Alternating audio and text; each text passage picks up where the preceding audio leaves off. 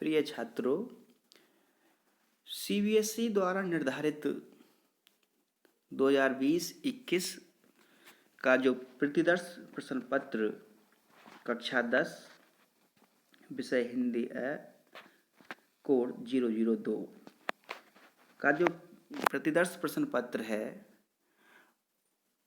पहले वाले में यानी 2019-20 में जो आता था और इसमें अब काफ़ी अंतर हो गया है। देखते हैं इसमें क्या क्या परिवर्तन हुए हैं। देखिए, परीक्षा का जो समय है वो 3 घंटे ही रहेगा और अधिकतम अंक 80 का ये पूर्णांक रहेगा। देखिए, इसमें पहले जो प्रश्न पत्र होता था वो 4 भागों में बटा हुआ होता था, अब भाग 2 में ही ये बटा हुआ होगा। खंड ए में जैसे वस्तुपरक प्रश्न हैं, जिसमें आपके अपठित गद्यांश आएंगे, 2 आएंगे, जिनमें से 1 करना होगा। ठीक है। इसी प्रकार आप यहाँ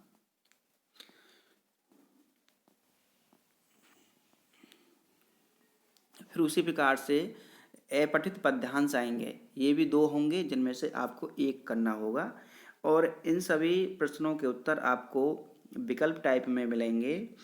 तो आप जैसे ये है काव्यांश आपके अनुसार किस विषय पर लिखा गया है, जब आप इस काव्यांश को पढ़ेंगे तो उसमें फिर आपको ये 4 ऑप्शन दिए जाएंगे, जो आपको इसका जो सही आंसर होगा आप उस पर टिक लगा सकते हैं, बता सकते हैं। तो इस प्रकार से ये भी 5 नंबर का होगा और ये 2 ही आएंगे। तो गद्यांश 2 और पद्यांश 2, जिनमें से 1-1 आपको करना है। आगे चलते हैं। फिर है आपका ये व्यावहारिक व्याकरण, ये 16 नंबर का आता है। इसमें प्रश्न नंबर जो 3 है, निम्नलिखित 5 में से किन्हीं 4 प्रश्नों के उत्तर दीजिए। ये रचना के आधार पर वाक्य भेद हैं।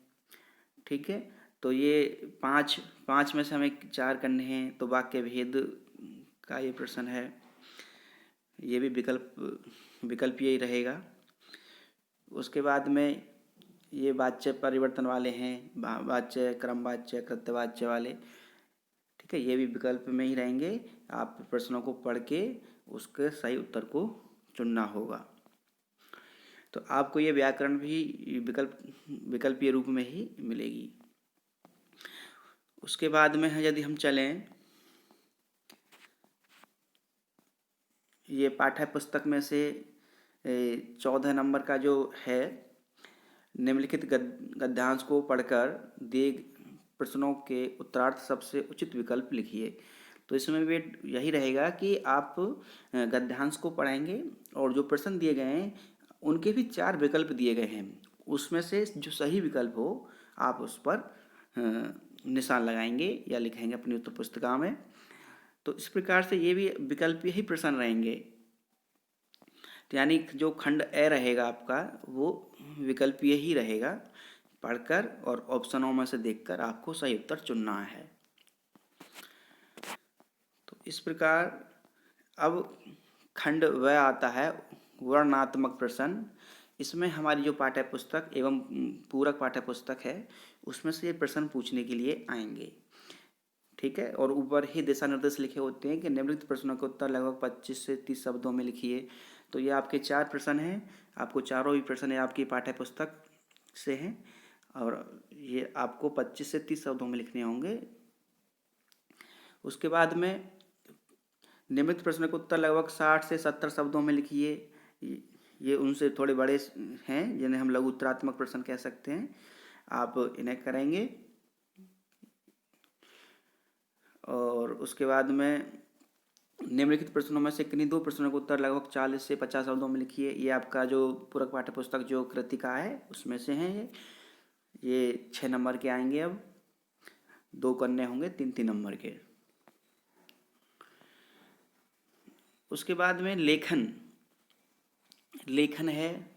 अब की बार लेखन में हमने संकेत बिंदुओं के आधार पर लगभग 80 से 100 शब्दों में अनुच्छेद लिखिए। पहले हम जो यहाँ पर निबंध लेखन आता था 200 से 250 शब्दों में, अब की बार उसको थोड़ा सीमा कम कर दी गई है, उसको अब 80 और 100 शब्दों में एक अनुच्छेद लिखने के लिए कहा गया है।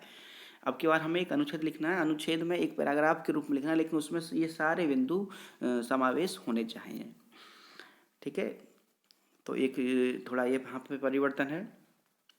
उसके बाद में यहाँ पर ये पत्र लेखन है, जो पहले भी आता था अब भी है। उसके बाद में यहाँ पर विज्ञापन लेखन है। और अब की बार जो सबसे ज़्यादा जो चेंजिंग किया गया है, बदलाव है, वो है प्रश्न नंबर 17 में देखें आप कि अपनी छोटी बहन के जन्मदिवस पर उसे एक बधाई संदेश 30 से 40 शब्दों में लिखिए। यानी पहले संदेश लिखने के लिए नहीं आते थे, ये अब की बार सिलेबस में या परीक्षा में जोड़ा गया है। इसलिए सभी विद्यार्थी संदेश लेखन का भी अभ्यास करेंगे। ठीक है, तो बच्चों ये आपको सब समझ में आ गया होगा कि संदेश लेखन और जो हमारा CBSE जो पैटर्न में थोड़ा जो बदलाव हुआ है वो आपको समझ में आ गया होगा। इसी आधार से आप अपनी तैयारी करें।